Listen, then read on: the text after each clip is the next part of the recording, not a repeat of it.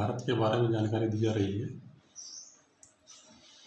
भारत का जो चित्र है वह कक्षा 8वीं, 9वीं, 10वीं, 11वीं तथा 12वीं की सभी क्लासों में 5 नंबर का इसका मैप आता है।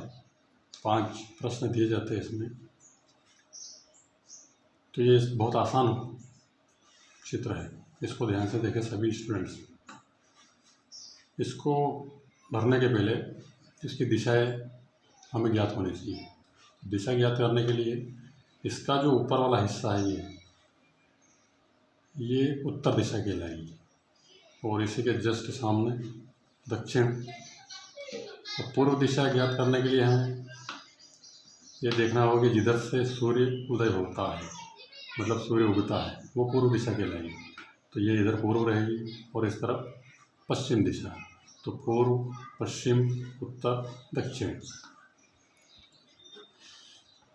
पठारों के बारे में बहुत बार पूछा गया है पेपर में।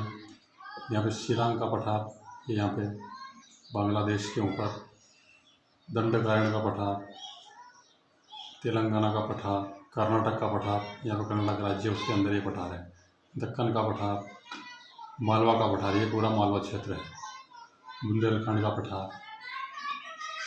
उसके पश्चात मैदानों के बारे में अगर पूछा जाए तो उत्तर जम्मू कश्मीर वाला भाग जो है उत्तरी पर्वतीय प्रदेश कहलाता है। उत्तर का विशाल मैदान अर्थात यहाँ उत्तर प्रदेश, बिहार आदि राज्य जो है इस क्षेत्र के अंतर्गत आते हैं। तो ये उत्तर का विशाल मैदान कहलाएगा। दक्षिण का पठार अर्थात यहाँ पे मध्य प्रदेश है, उसके ठीक नीचे दक्षिण वाला हिस्सा शुरू हो जाता है, तो ये दक्षिण वाला पठार कहलाएगा। ये पूरी त्रिभुजाकार आकृति जो है ये दक्षिण का पठार। थार का मरुस्थल यहाँ पे राजस्थान के अंदर मरुस्थल वाला भाग है जिसमें बालू रेत पाई जाती है, तो ये थार का मरुस्थल कहलाएगा। तटीय मैदान, ये समुद्र तट है इधर, इसलिए यहाँ पे तटीय मैदान कहा जाएगा। उसके बाद नदियों के बारे में थोड़ी सी जानकारी प्राप्त कर लेते हैं। ब्रह्मपुत्र नदी हिमालय पर्वत के ऊपर से बहती हुई इधर पूर्व दिशा की तरफ चलती है, अरुणाचल प्रदेश से होकर के नीचे इधर बंगाल, बांग्लादेश में होकर के बंगाल की खाड़ी में गिरती है ब्रह्मपुत्र नदी। गंगा नदी भी लगभग यहीं से गंगोत्री नामक स्थान से निकल करके उत्तर प्रदेश में होकर के बिहार में होकर के बांग्लादेश में होकर के बंगाल की खाड़ी में गिरती है। ये सारी नदियाँ बंगाल की खाड़ी में गिरने वाली है। इनमें प्रमुख है हुगली, दामोदर, स्वर्णरेखा नदी, ब्रह्मणी, वितरणी, महानदी, गोदावरी नदी,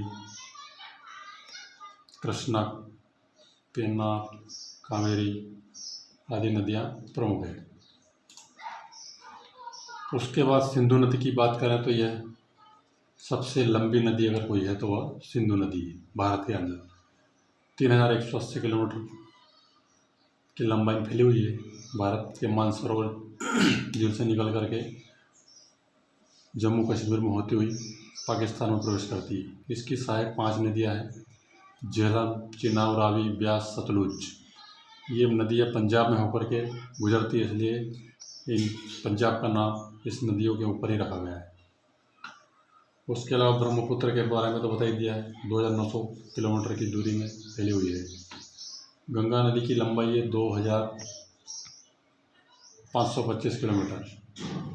यमुना और गंगा दोनों यहाँ पर मिलती है, संगम स्थान प्रयाग ये स्थान यहाँ पे है। उसके बाद सोन नदी भी इसी में मिली हुई है गंगा नदी में। अमरकंटक से नर्मदा नदी निकलती है। अमरकंटक मध्य प्रदेश राज्य में स्थित है। यहाँ से नर्मदा नदी निकल करके अरब सागर में गिरती है। ताप्ती नदी भी अरब सागर में ही गिरती है।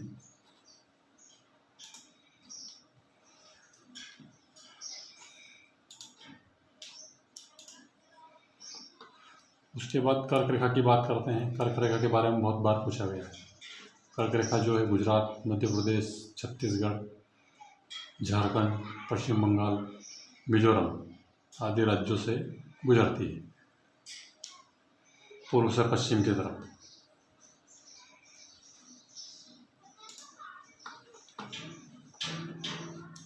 भारत की लंबाई की बात करें तो पश्चिम से पूर्व तक भारत की जो लंबाई है 2933 किलोमीटर है।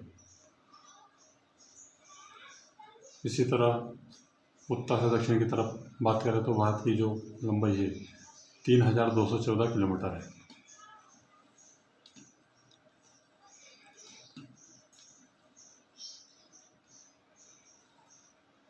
समुद्र तट की लंबाई भारत के पास जो है 7517 किलोमीटर। पश्चिम में बंगाल की खाड़ी है, पूर्व में बंगाल की खाड़ी है, पश्चिम अरब सागर भारत है, दक्षिण में हिंद महासागर। पाकिस्तान जो है भारत के पश्चिम में है।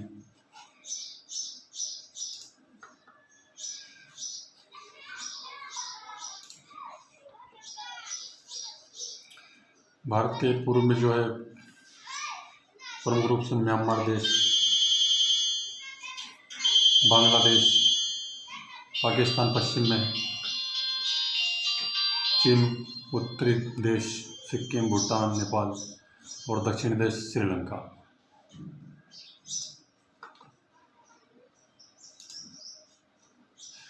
इस तरीके से ब्लैंक भारत का मैप दिया जाएगा आप सभी छात्र छात्राओं को जो तुमको हल करना है।